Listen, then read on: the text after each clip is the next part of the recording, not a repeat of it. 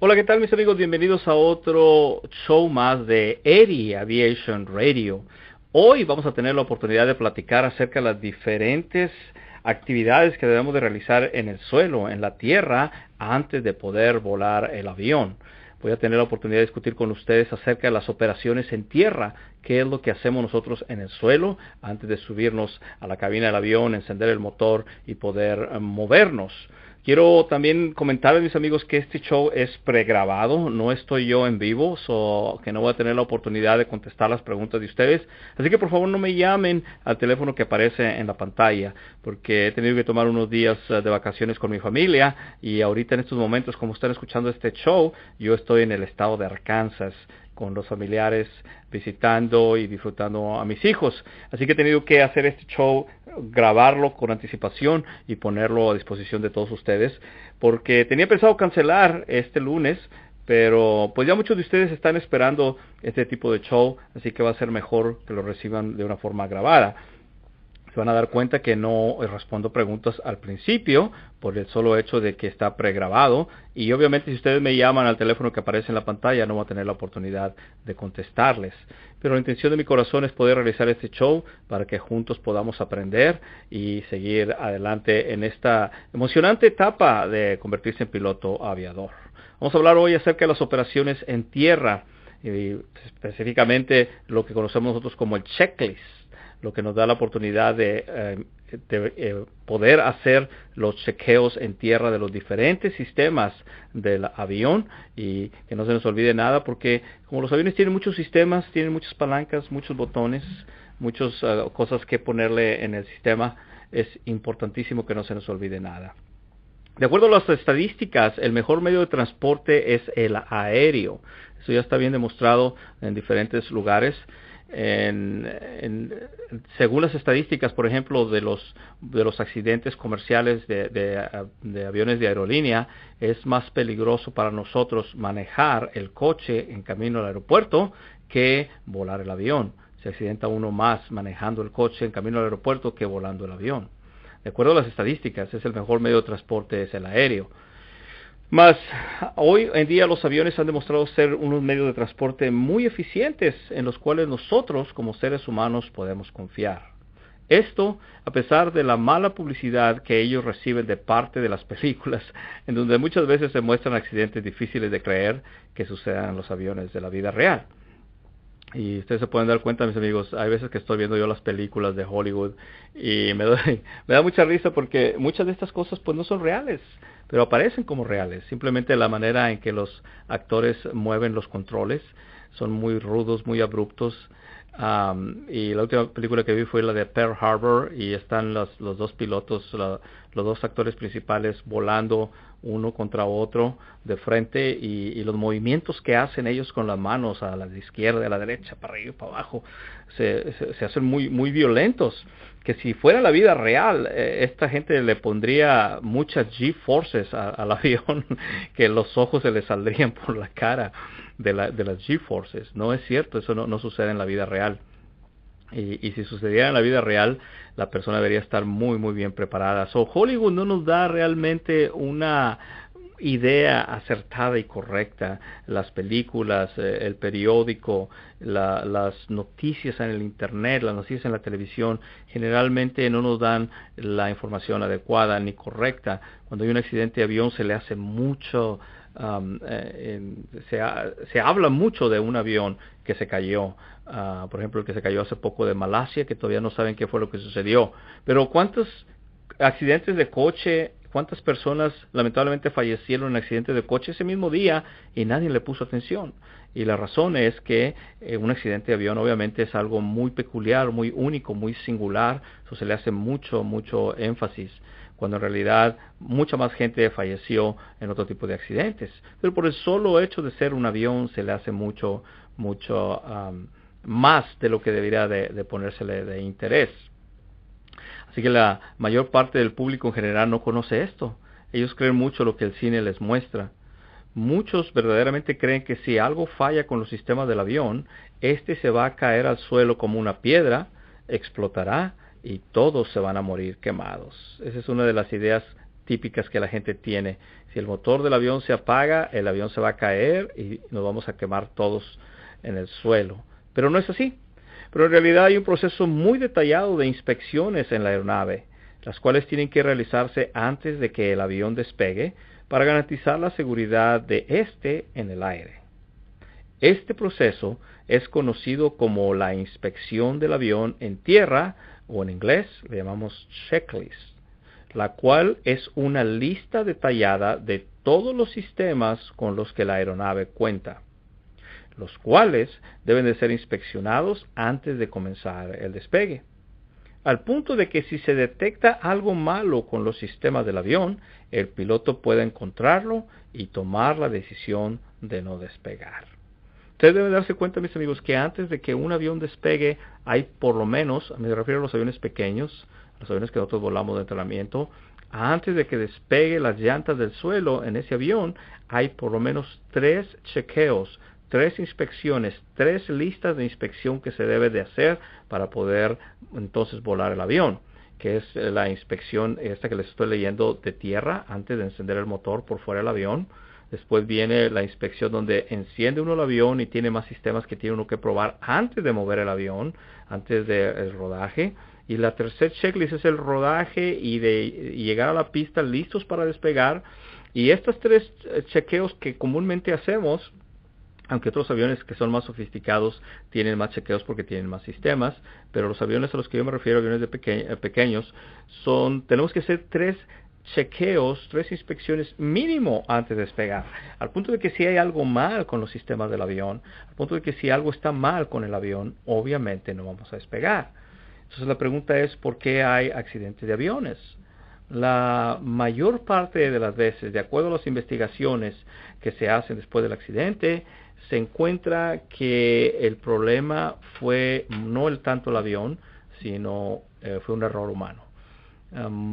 Si nosotros tenemos la oportunidad de investigar un accidente y lo vamos siguiendo desde que empieza, en realidad lo que es una cadenita de errores, de malas decisiones que se fueron tomando desde el principio y terminó con el accidente. De hecho, la intención de uno como piloto aviador es que a un punto uno aprenda a reconocer esa cadena de malas decisiones y aprenda uno a cortarla, aprenda uno a pararla. De ahí que tenemos en inglés un eslogan que dice: "The airplanes don't have accidents, the pilots have accidents". Es decir, el avión no tiene accidentes, es el piloto el que tiene accidentes con los aviones. Entonces, generalmente los accidentes que ocurren, hay un gran porcentaje en el cual es debido a que el piloto no siguió el checklist, no hizo los patrones de chequeo de las inspecciones que deberían de hacerse en los sistemas y controles del avión.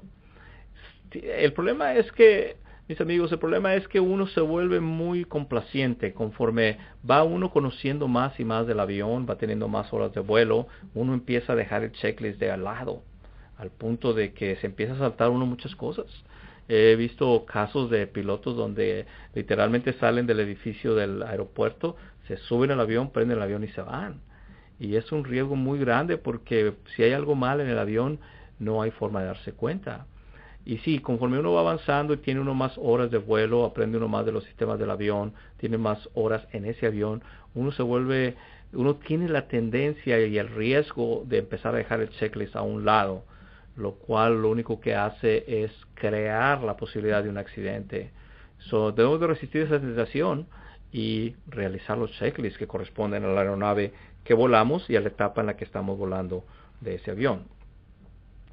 Todo buen vuelo comienza con nosotros los pilotos cuando realizamos la inspección visual de la aeronave. Los pilotos tenemos un dicho que dice: los aviones no tienen accidentes, los pilotos tienen accidentes. Y somos nosotros, los pilotos, quienes somos responsables por el correcto funcionamiento de los sistemas y controles del avión. Y aquí, a partir de este momento, mis amigos, voy a describir algunas reglas y procedimientos que utilizamos nosotros en Estados Unidos. No puedo hablar por otros países porque sé que las reglas, las leyes en otros lugares son diferentes a Estados Unidos.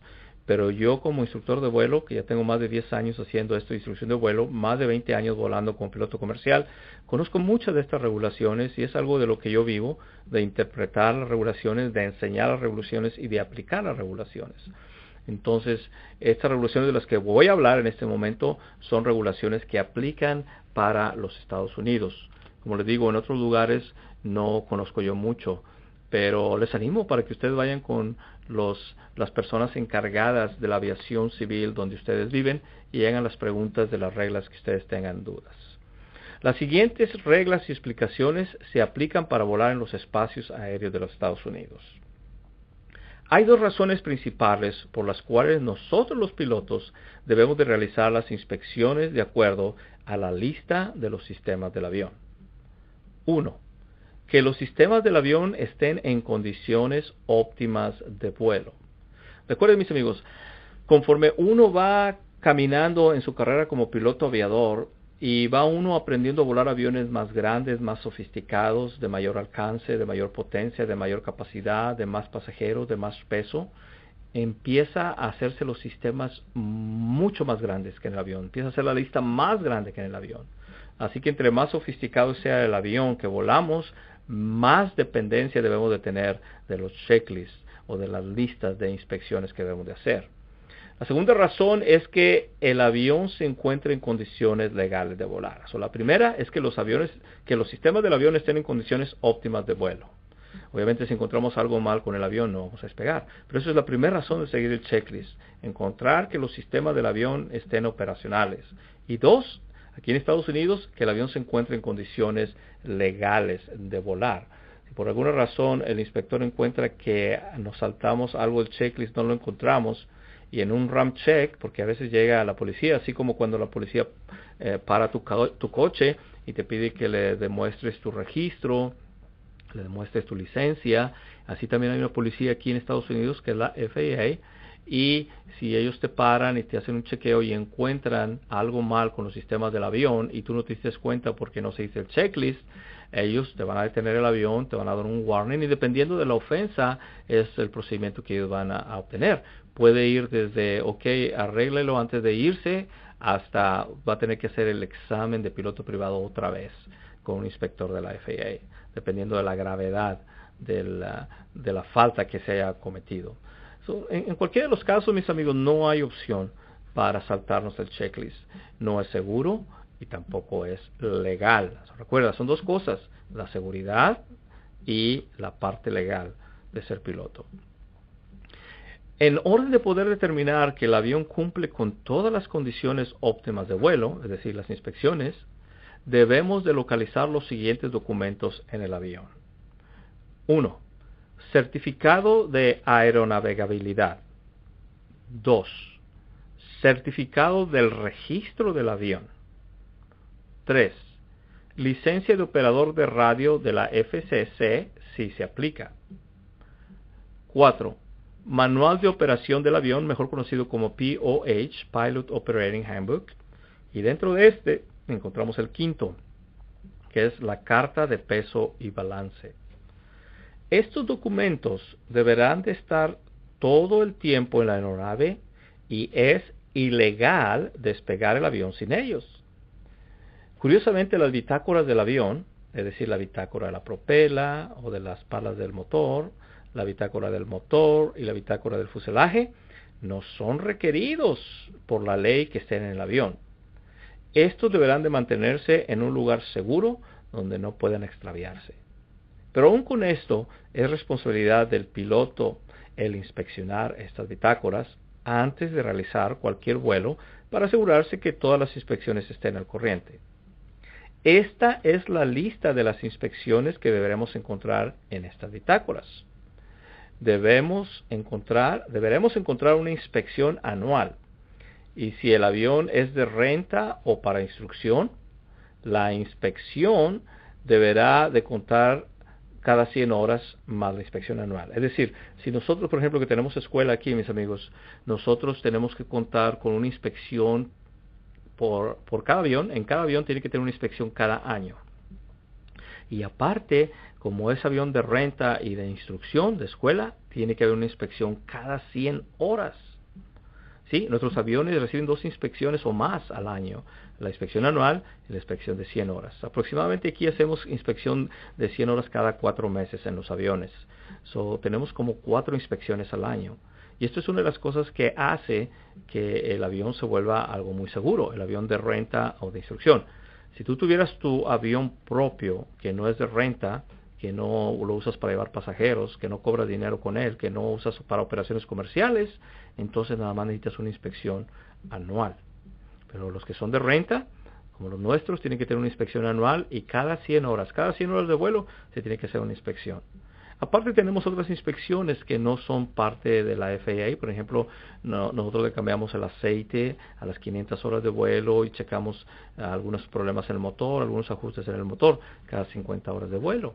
Pero no es indicado por la ley en Estados Unidos. También debemos asegurarnos que el transponder, mis amigos, es el aparato que le dice al controlador por medio del radar quiénes somos, la matrícula del avión, hacia dónde vamos volando, la dirección del avión, la altura del avión y la velocidad del avión también. El transponder, este aparato debe de tener una inspección cada 24 meses, cada 2 años. El Pitot Static System, que es el sistema que ayuda a dar información al aparato de la velocidad, el Airspeed Indicator, al aparato de la altitud, altimeter, y al aparato que regula o que nos dice cuánto estamos subiendo o bajando por minuto, que es el Vertical Speed Indicator. Esto se le llamamos junto el Pitot Static System. Ese también debe de checarse cada 24 meses. Y el ELT, que en realidad es una batería que si por ejemplo el avión tuviera un aterrizaje fuerte, un golpe fuerte en el suelo, este ELT, esta batería tiene un sensor que detecta desaceleración. Cuando hay un accidente, cuando hay un golpe muy fuerte en el avión o cuando hay un aterrizaje de emergencia, se activa automáticamente este ELT. Y es un radiotransmisor de emergencia que lanza una señal, la cual las personas que nos andan buscando pueden detectar y seguir, lo que llamamos el ELT. Y este debe de checarse también una vez al año. Y ELT, Emergency Locator Transmitter, es el localizador de emergencia, deberá de pasar una inspección una vez al año. Recuerden, mis amigos, lo voy a repetir otra vez. Debemos de encontrar en las bitácoras del avión una inspección anual, y si el avión es de renta o para instrucción, la inspección deberá ser cada 100 horas más la inspección anual. La inspección del transponder deberá de tener una cada 24 meses. El Pitot Static System deberá pasar una inspección cada 24 meses. Y el ELT, el localizador de emergencia, deberá de pasar una inspección una vez al año. También hay otras cosas que debemos de encontrar en las bitácoras de vuelo, lo que llamamos los ADS o Airworthiness Directives. Deberán estar de acuerdo a lo publicado por la FAA, la Federal Aviation Administration. Los ADS es en realidad una carta de la fábrica del avión que marca si hay algo mal con el avión. Por decir, se vendieron 100 o 1000 aviones de X marca, de la Piper, de los Piper Tomahawk P-38. Se vendieron 1000 de ellos. Y entonces de repente encuentran que hay un problema en la cola del avión, por decir. Entonces la fábrica, por medio de la FAA, envía una carta a los dueños de Piper's Tomahawks diciéndoles que hay un problema en la cola del avión y que hay que arreglarlo, y especifican cuánto tiempo tiene para arreglarse, la gravedad del arreglo o no, lo que llamamos ADS. Bueno, estas cartas, estas directivas de la fábrica que hizo el avión o de la FAA, la fábrica del avión por medio de la FAA, estas cartas deben de aparecer también, en este caso, en las bitácoras de vuelo. Y no solamente deben de aparecer ahí, pero debe de aparecer la firma de un mecánico que arregló el problema y regresó el avión para que pudiese volar. La primera inspección que como piloto realizamos en la aeronave deberá siempre apegarse a las listas o los checklists que sean publicadas por la FAA de los sistemas y componentes del avión. Y deberán de usarse la lista para el avión de modelo específico que volaremos. Por ejemplo, el Cessna 172 tiene su propio checklist, o el Piper 38 tiene su checklist particular, o el Cirrus, el SR-22. Así que no puedes usar, por decir, el checklist de un Cessna y aplicárselo a un Cirrus o a un Piper. Cada avión tiene sus propios checklists que vienen dentro del POH, del Pilot Operating Handbook, los cuales cada uno de estos modelos cuentan con sus propias listas y ya están establecidas por la fábrica que los construyó. De hecho, la inspección deberá de comenzarse aún cuando caminamos.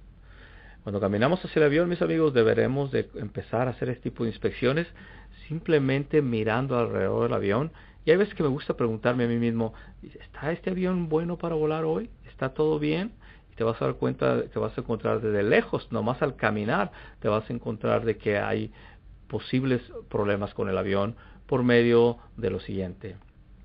Cuando te acerques al avión, vas a comenzar buscando encontrar cosas de apariencia rara, buscando problemas que a la vista sean muy obvias. Por ejemplo, que el tren de aterrizaje esté chueco o que las ruedas estén más altas o más bajas, algunas distorsiones en el cuerpo del avión que pueden hablar de golpes fuertes del avión, abusos que se ha hecho con el avión.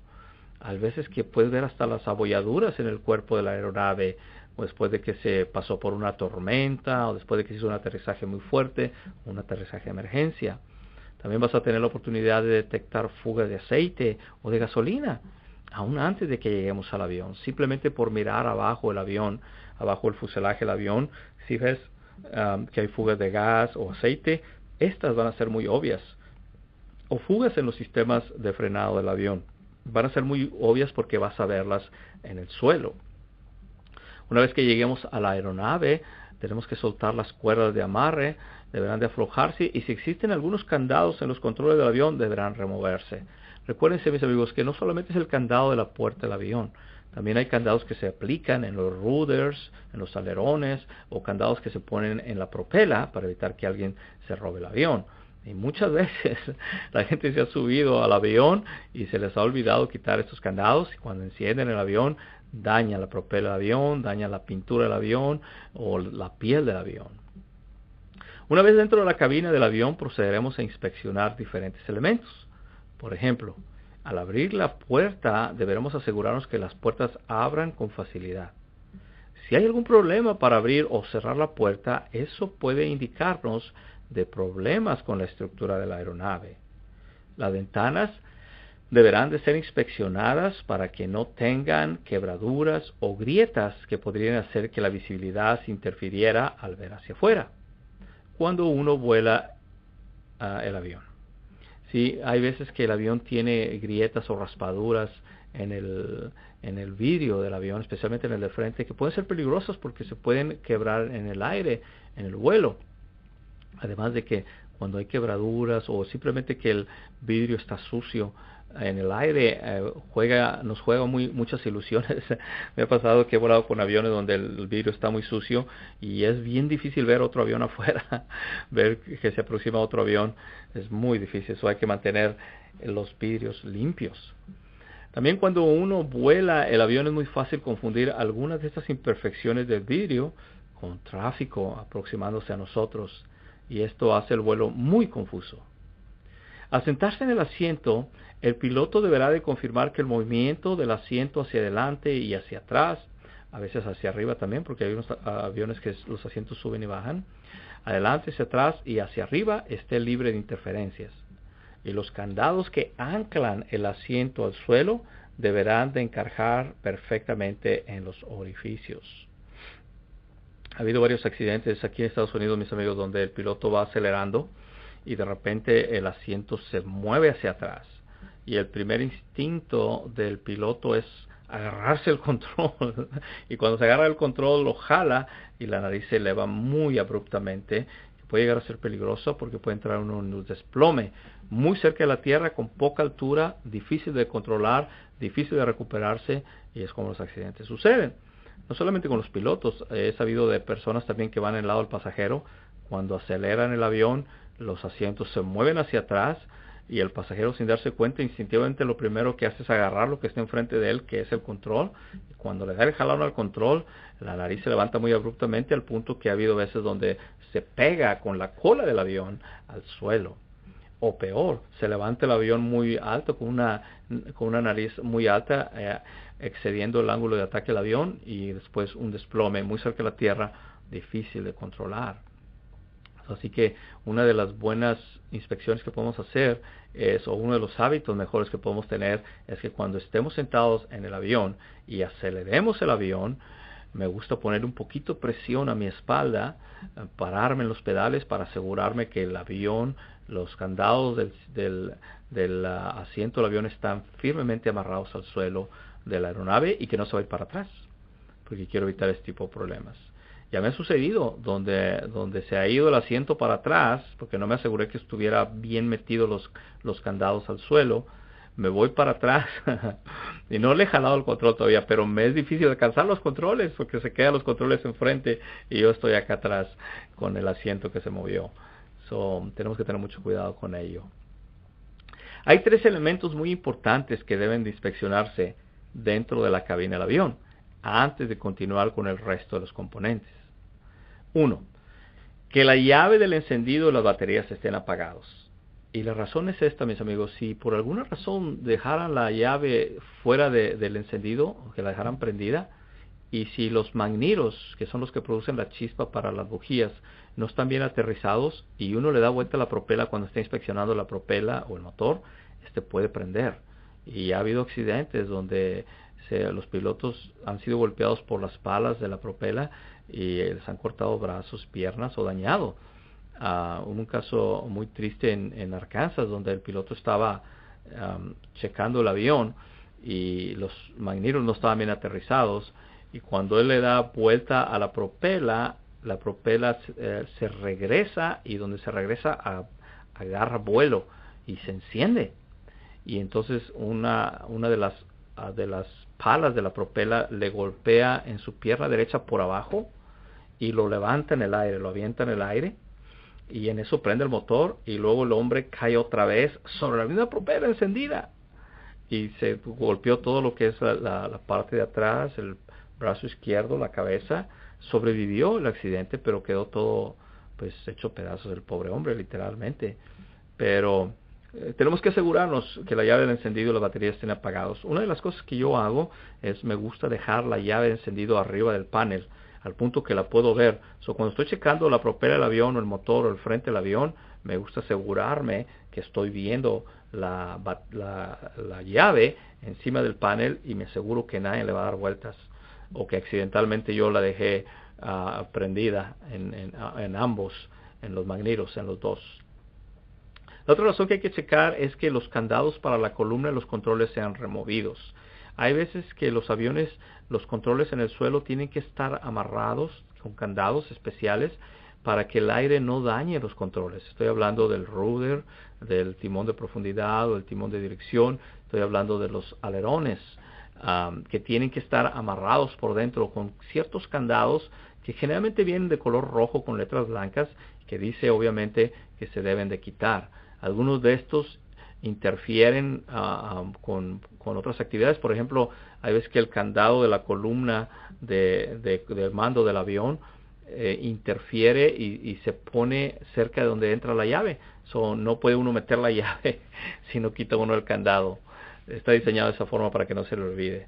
Pero ya muchas veces ha sucedido que en las carreras se sube uno al avión, se le olvidan los candados, entonces no puede uno controlar el avión en el suelo, o peor, en el aire. La tercera cosa que debemos de checar, mis amigos, es si el avión cuenta con tren de aterrizaje retráctil. Se debe de encontrar en la posición de abajo y asegurado. Hay algunos aviones que hacemos que las 3 llantas del avión, la de la nariz y las principales de atrás, se metan dentro del avión, con lo cual uno va a evitar drag, va a evitar uno arrastre o fricción con el aire. Eso le permite a uno ir mucho más rápido. Pero cuando está uno checándolo en el suelo, uno tiene que asegurarse que la palanca del landing gear, del tren de aterrizaje, esté hacia abajo y que también esté asegurada, que tiene unos candados para poder mantener el avión. No queremos dejar en la posición de arriba porque tiene unos sensores abajo el avión para que no se cierren las llantas solas. Pero si esos sensores no están funcionando apropiadamente, el avión puede sentarse en la panza del avión, en la parte de abajo del avión. También hay que asegurar que el selector de los tanques de combustible deberán de moverse libremente en una u otra dirección, incluyendo la posición de apagado. Recuerda que los aviones tienen diferentes posiciones en los diferentes tanques de gas. Por ejemplo, típico en el Cessna 172 tienes la posición del lado izquierdo, del tanque del lado izquierdo, la posición del tanque del lado derecho, y tienes la posición de los dos tanques al mismo tiempo, y tienes la posición de apagado. Esto lo usas en diferentes etapas de vuelo. Por ejemplo, si el avión tiene más gasolina en el tanque izquierdo, se va uno hundiendo de la parte izquierda, vas a ir batallando tú nivelando las alas. Eso lo que haces, volteas el selector de combustible al ala más pesada, de más gasolina, para quemar gasolina y nivelarlo. Algunas operaciones no permiten que dejes el selector en el lado izquierdo o derecho de los tanques. Solamente permite que puedas aterrizarlo con el selector en la posición de los dos para recibir combustible de los dos. Y la razón es que si lo dejas por decir en el ala del lado derecho y tiene poquito gas y empieza a hacer un banqueo a la izquierda y el ala derecha sube, puedes correr el riesgo de quedarte sin gas en las líneas y que el motor se apague. Por eso en el Cessna 172 te dice que tienes que aterrizar con los dos tanques. Los Pipers te dice que tienes que aterrizar con el tanque más lleno, pero Cessna te dice que aterrizar con los dos tanques. También viene la posición de off, de apagado. ¿Para qué usas esta? Pues en el eventual caso de una emergencia, que tengas que aterrizar el avión, tienes que apagar el suministro de combustible de los tanques a la máquina, porque no quieres tú que sobrevivas el trancazo en el suelo, el aterrizaje fuerte en el suelo, y de repente el avión se queme contigo adentro. Entonces tienes que poner una posición de apagado para que cuando caiga en un aterrizaje de emergencia el avión no se incendie,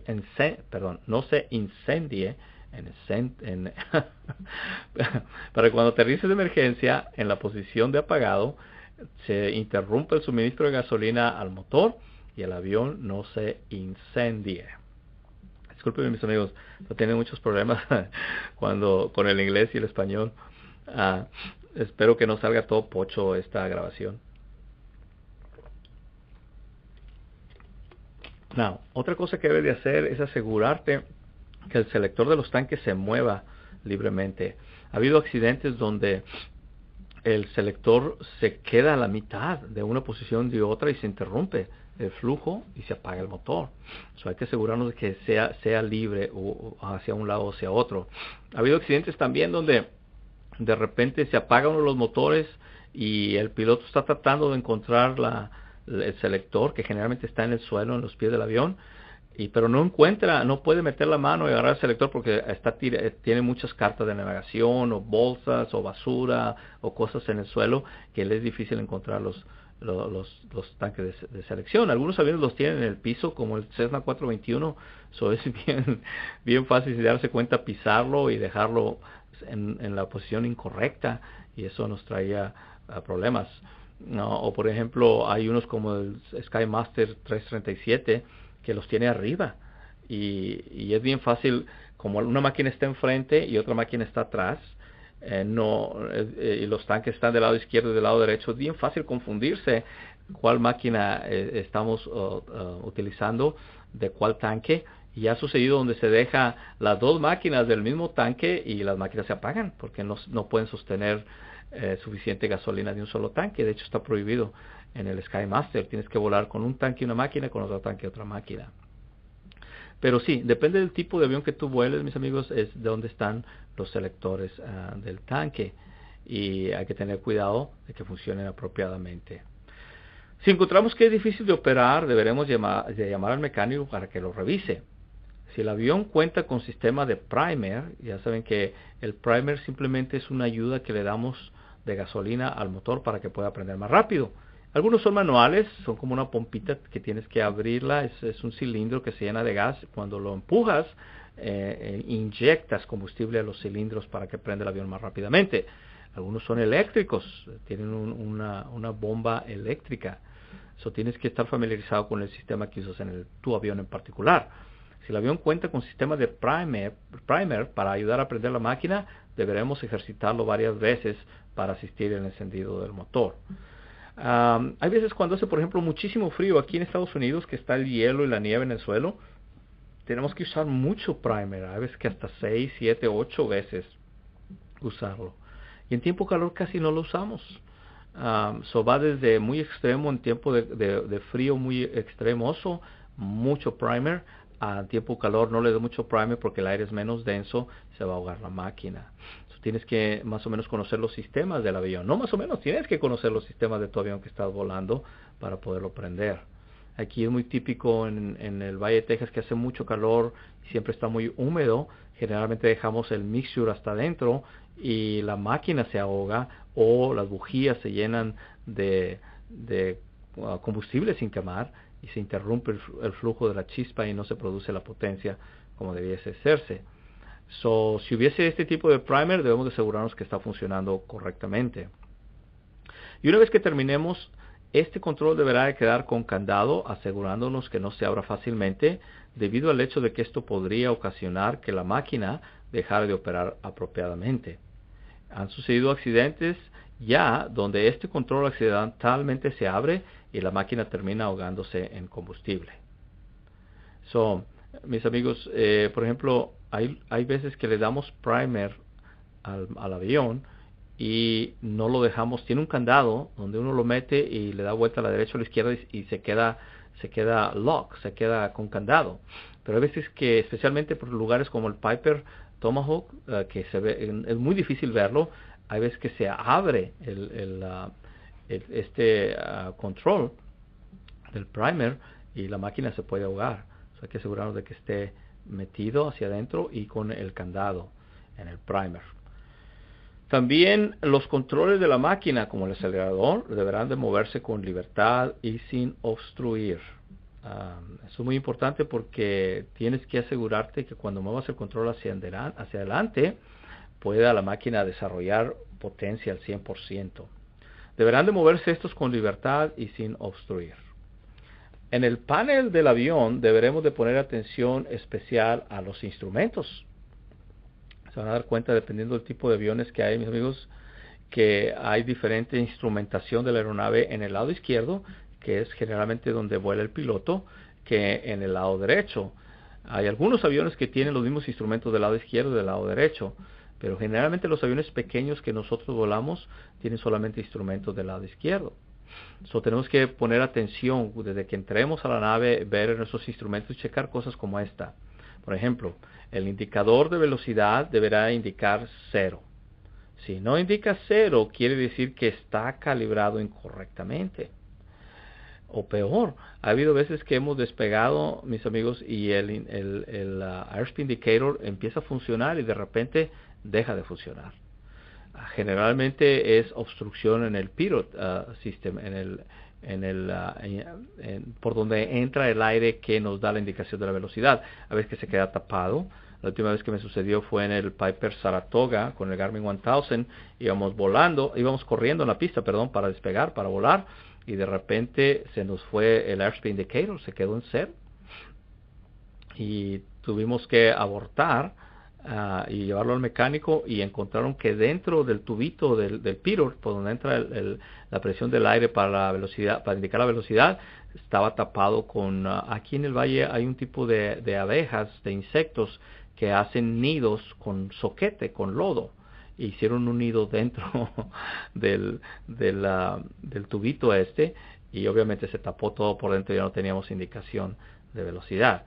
De ahí, mis amigos, que cuando entrenamos nosotros aquí, nosotros les enseñamos a aterrizar el avión sin el airspeed indicator, simulando que sucede este tipo de cosas.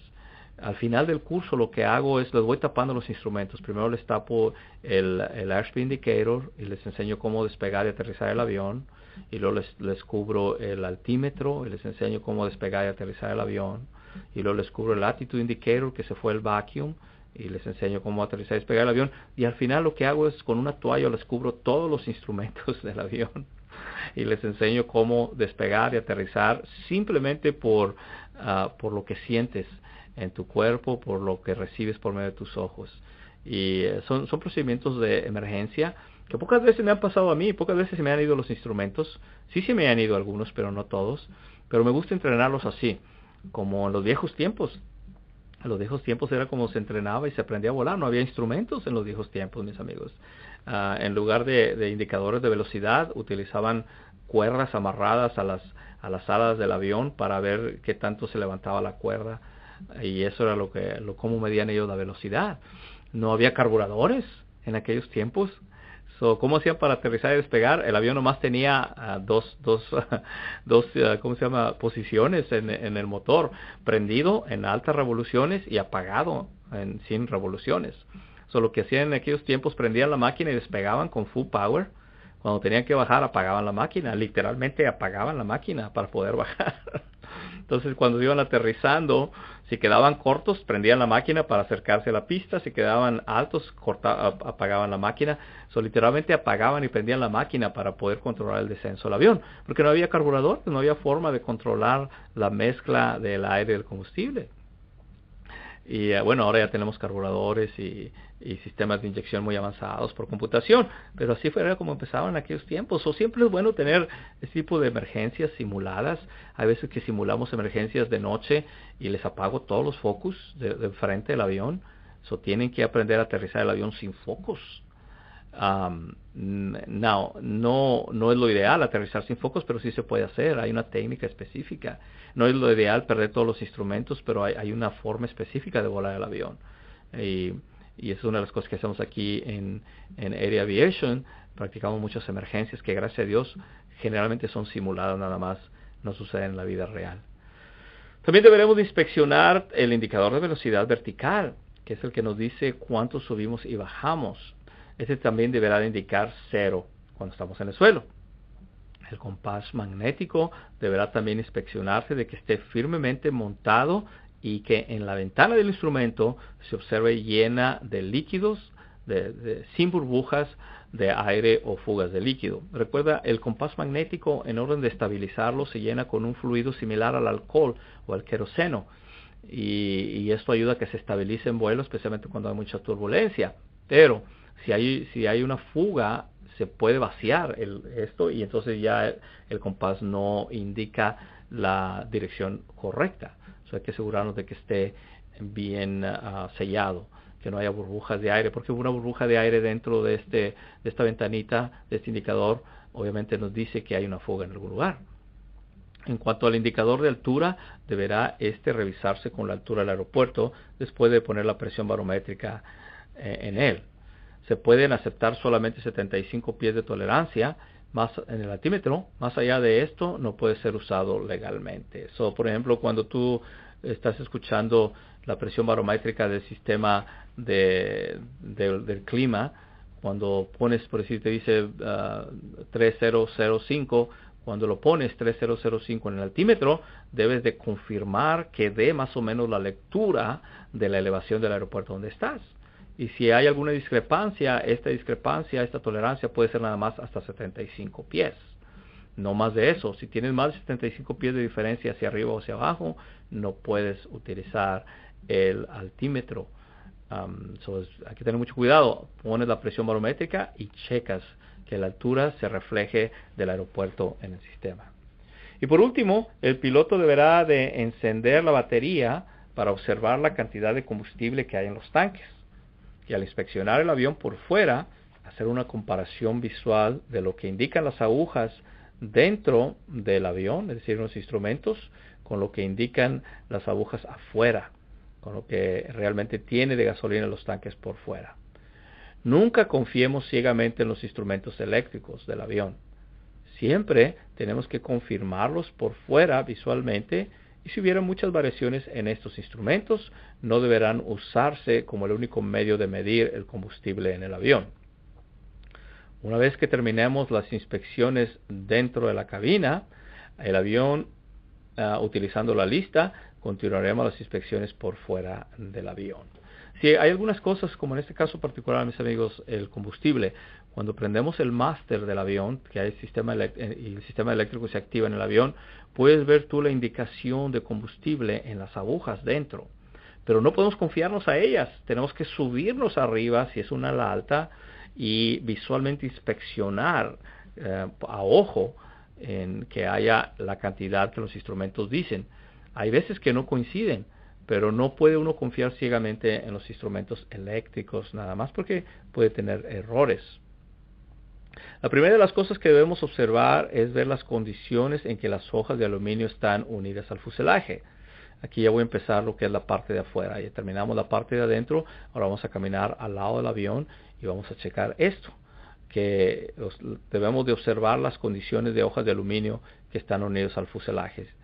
Debemos buscar que los remaches y juntas de metal en la piel del avión estén firmemente adheridas a la estructura de la aeronave.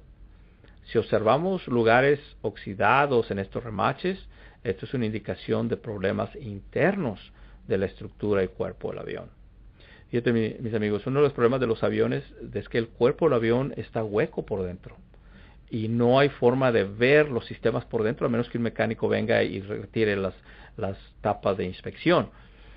Pero no hay forma de darnos cuenta que algo está mal dentro del avión más que por el efecto fuera del avión en la piel del avión. Cuando examinemos la superficie del avión, como las alas y el fuselaje, si detectamos algunos daños, por ejemplo distorsiones o malformaciones en la piel del avión, esto automáticamente deja el avión fuera de condiciones óptimas de vuelo.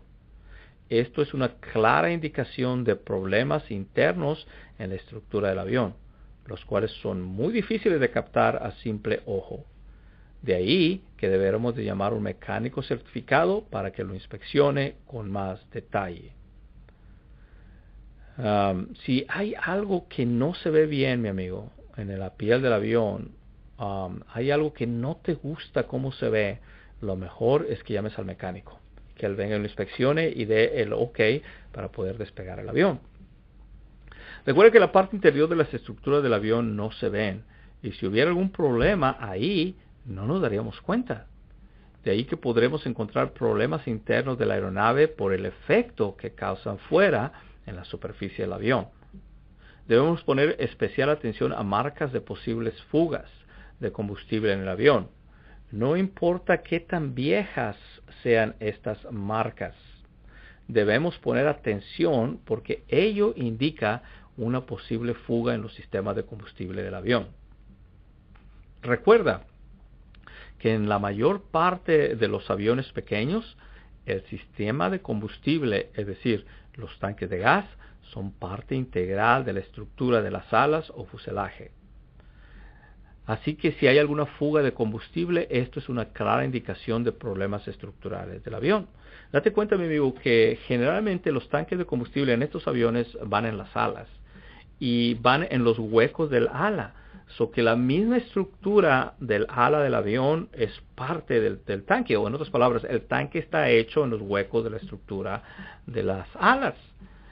Así que si encuentras una fuga de combustible, en realidad lo que te está diciendo es que hay un movimiento en la estructura interna de las alas del avión, y eso puede ser peligroso.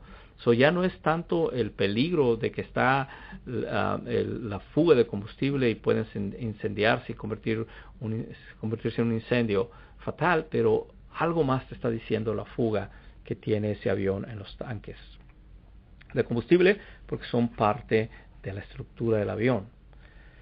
No debemos vacilar en llamar al mecánico si encontrásemos este tipo de problemas.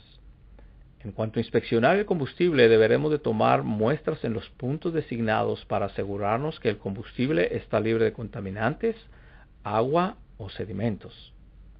Deberemos observar también el color del combustible que sea el apropiado para el motor del avión que operamos.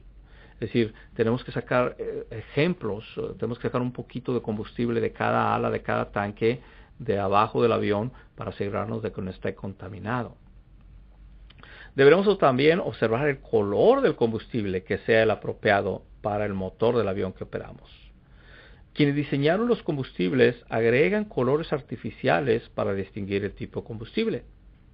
Generalmente el combustible de los aviones pequeños que operamos es de color azul y tiene un olor muy similar al combustible de automóvil.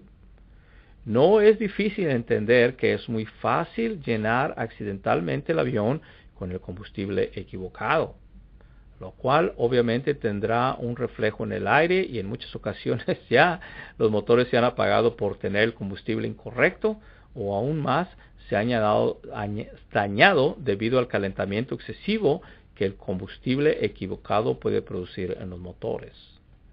Y ha habido muchos ejemplos tristes, mis amigos, donde se han por accidente llenado los tanques del avión con el combustible equivocado. Sucede especialmente cuando uno va a aeropuertos pequeños donde generalmente no hay un FBO grande con gente que está entrenada. Entonces muchas veces sin darse cuenta la persona que atiende el combustible pone el combustible equivocado en el avión.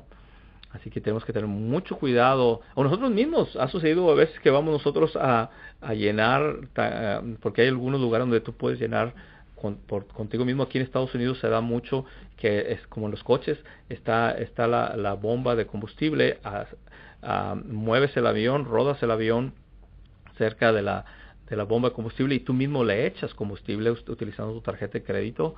Y ha sucedido en las noches, que es bien difícil, te ponen las 3 bombas y tienes, por ejemplo, tienes una bomba de jet fuel, tienes 2 bombas de gas avión y es bien fácil confundirse y agarrar la equivocada. Y ha sucedido con anterioridad. Para evitar este tipo de problemas se recomienda mucho el estar presente mientras se pone el combustible en el avión. De esta forma podemos asegurarnos de que el combustible es el adecuado. Sí, por ejemplo, aquí en Estados Unidos, por ley, y lo he visto mucho en México también, donde cuando viene el camión del combustible a cargar el avión, están las marcas de qué tipo de combustible es el que está en los camiones. Tenemos que asegurarnos que es el correcto, que es el adecuado. Ya muchas veces nos ha tocado donde viene el camión, se para enfrente del avión para llenarnos de combustible y nosotros no ordenamos combustible. Es bien fácil confundirse. O peor, viene el camión y se llena el avión con el combustible equivocado. Son cosas que suceden en la vida real y hay que tener mucho cuidado. Una vez que se ha terminado de llenar con el combustible del avión, cada vez que se llene, es muy importante asegurarnos que los tapones de los tanques de combustible estén en la posición correcta para que no corramos el riesgo de perderlos en vuelo, lo cual garantizaría la pérdida de combustible de una forma muy rápida, seguido obviamente por el paro de motor. Ya hemos perdido muchas veces los tanques, las cubiertas, las tapas, los tapones del tanque de combustible, mi amigo, y en el aire, cuando tú vas volando, la fricción del aire encima del ala, si se cae el tapón, crea como un torbellino horizontal que succiona la gasolina dentro del tanque inmediatamente. Es increíble, me pasó un caso viniendo a Monterrey en un Cessna 182. Cuando nos fuimos de McAllen a Monterrey, accidentalmente las personas que echaron el combustible al avión quebraron el candadito del tapón. Me dijeron que se había quebrado y que no tenían otro tapón para arreglarlo. Entonces yo con unas pinzas subí y le metí candado con las pinzas y quedó firmemente amarrado. Entonces así hice el vuelo. Cuando llegué a Monterrey me di cuenta que con la vibración se había movido, no se cayó el tapón, pero se había movido y estaba perdiendo combustible. Entonces allí en Monterrey nos hicieron favor de vendernos o de conseguirnos otro tapón. Fueron personas bien lindas porque ya era tarde y el tapón que yo tenía no estaba funcionando. De otro tapón armaron uno y quedó muy bien, lo pusimos. Y cuando despego yo, me tocó venir solo, de repente vengo en vuelo y el tanque del ala izquierda es el que yo estaba teniendo problemas con el tapón y el tanque del ala derecha estaba bien. Entonces yo vengo volando y de repente noto que el tanque del lado derecho, que era el bueno, se empieza a vaciar. Y veo que el tanque del lado izquierdo, que era con el que estaba teniendo problemas con el tapón, se empieza a llenar, se empieza a subir la aguja. Entonces yo empiezo, y estoy a la mitad del camino entre Monterrey y McAllen, que son como 100 millas, son como 50 millas. Y aquí es una zona semidesértica, o que si cae uno ahí abajo, va a tener uno muchos problemas para encontrar la salida. Entonces de repente el tanque bueno, del lado derecho, empieza a marcar vacío, y el tanque malo del lado izquierdo empieza a marcar lleno. So, lo primero que se me viene a la mente es, se me está vaciando el tanque derecho y se está pasando al tanque izquierdo. Pero no tiene sentido porque no hay forma de realizar eso. Entonces mi mente me dice, cambia el selector al tanque izquierdo, el más lleno. Pero mis guts, las tripas, la experiencia me dice, no, déjalo en medio, en los dos, porque no pudiste haberte gastado el tanque derecho en menos de 10, 15 minutos, y mucho menos se pudo haber llenado el tanque izquierdo. Algo está mal. So, mi mente me dice, cambia el selector al tanque izquierdo, que es el más lleno, que es el que nos tenemos problemas con el tapón. Pero mis tripas, mis guts, mi experiencia me decían, no, déjalo en medio como está. Total, ahí vengo divagando y vengo viendo cómo el tanque derecho se viene gastando y vengo viendo cómo el tanque izquierdo se va llenando. So, aterrizo ya en McAllen y cuando paro el avión, hago mi entrada con aduana y todo eso, salgo y entonces veo que el tanque bueno del lado derecho me quedaba como menos de un cuarto de gasolina. Y el tanque izquierdo, que era el malo, estaba lleno completamente hasta el tope en las agujas. Y no lo podía entender. Entonces me subo ahí arriba, mis amigos, y cuando me doy cuenta del ala izquierda, el tapón no se cayó, pero se volvió a abrir otra vez. Se volvió a abrir con la vibración, pero esta vez se abrió más y se tiró todo el combustible del tanque izquierdo, que marcaba lleno. Y estuve usando nada más el tanque del lado derecho, que marcaba vacío, que me quedaba menos de un cuarto. ¿Y por qué marcaba lleno el tanque del lado izquierdo? Bueno, la razón fue que con la succión, cuando se salió todo el gas, con la succión, adentro los tanques tienen una bolsa de hule, que le llamamos un bladder, como una vejiga dentro del tanque, y es donde entra el combustible. Y bueno, esta vejiga, este tanque de hule, se levantó con la succión, y al levantarse la parte de abajo de hule con la succión, levantó el sensor del tanque. So, me venía marcando que se estaba llenando, pero en realidad se estaba vaciando, porque se movió la vejiga esa de hule de abajo, casi se chupa hacia afuera. Híjole, fue una de esas veces que mis guts tenían razón, la experiencia, los años de vuelo tenía razón, aunque mi mente me decía no. Si lo hubiera yo cambiado al tanque del lado izquierdo, mis amigos, ahí se hubiera apagado el motor y hubiera tenido que hacer un aterrizaje de emergencia, porque yo todo el tiempo estaría pensando que lo tenía en el tanque lleno y hubiera pensado que era otro problema con el motor del avión. Pero así es como suceden las cosas a veces. O sea, hay que asegurarnos que los tanques de combustible, los tapones de los tanques estén bien apretados y bien fijos a la superficie del ala del avión.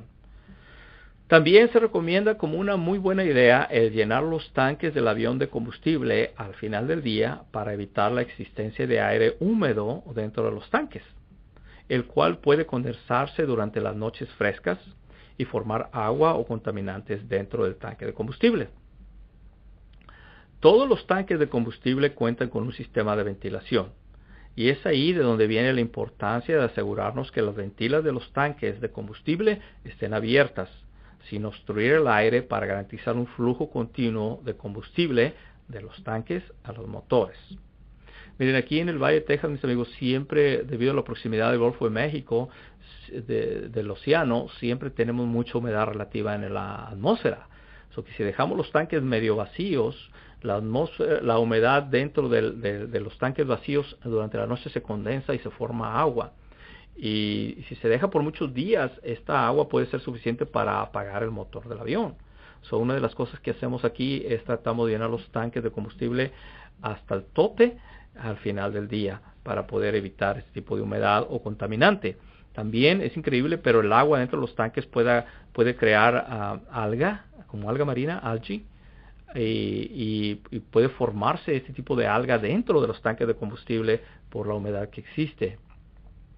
Y es muy importante asegurarnos que el sistema de ventilación del avión, generalmente, por ejemplo, en el ala alta, el flujo del combustible es por gravedad. So que si no tiene una buena ventilación el tanque, o si las ventilas que tiene el tanque se tapan, se puede interferir el flujo de combustible. So hay que asegurarnos que las ventilas, generalmente viene una por tanque, o hay veces que una viene una sola para todo el sistema, pero hay que asegurarnos de que estén abiertas, de que no estén tapadas, que no estén cubiertas, porque puede producir fuel starvation, puede producir que se ahogue la máquina sin combustible, o falta de combustible, perdón.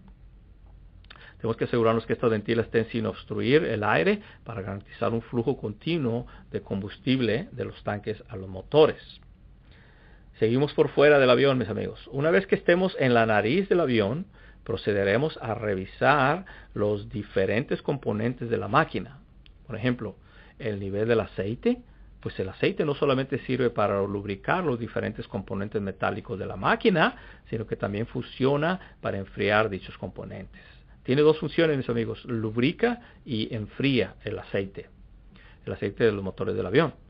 En la mayor parte de los motores de aviones pequeños que nosotros operamos son enfriados por flujo de aire, y parte de este enfriamiento viene producto de enfriar el aceite con este flujo de aire. De ahí la importancia de asegurarnos que el aceite sea el correcto para la estación del año en que volamos, que tenga la cantidad adecuada para la capacidad del motor y que esté limpio en apariencia. Ahí mismo, en la nariz del avión, procederemos a inspeccionar las hojas de la propela, que no tengan quebraduras, rajaduras o imperfecciones en ellas, que la cubierta cónica de metal frente al motor esté asegurada. Esta cubierta garantiza un flujo adecuado de aire al motor del avión para un mejor enfriamiento. Ahí mismo encontraremos los diferentes filtros para el aire, con lo cual la máquina produce potencia. Estos deberán estar libres de contaminantes, lo cual permitirá un flujo correcto y constante del aire. Si es posible levantar las cubiertas que cubren el motor, esto nos permitirá inspeccionar mejor dentro del motor, buscando cables que estén sueltos, mangueras que estén quebradas o dobladas, aún la posibilidad de la existencia de animales dentro de la máquina. Es increíble lo que uno puede encontrar en los motores de los aviones si los deja uno abandonados por varios días. Generalmente es fácil encontrar nidos de pájaros en los motores, los cuales al ir volando con el calentamiento del motor pueden incendiarse y causar un accidente fatal.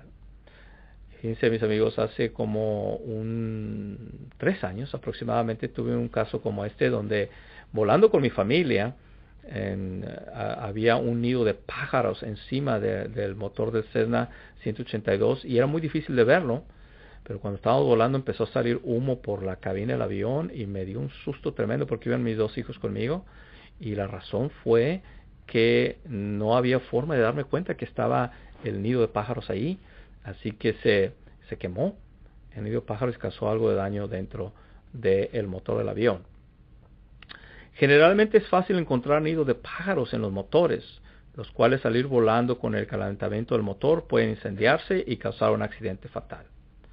Y una de las últimas inspecciones que debemos hacer fuera del avión será el sistema del tren de aterrizaje, principalmente las llantas del avión, que tengan estas el inflado correcto, que no estén quebradas o cortadas de los lados, lo cual puede convertirse en un peligro de que la llanta estalle al contacto con el despegue o el aterrizaje, lo cual puede convertirse en la causa de un accidente.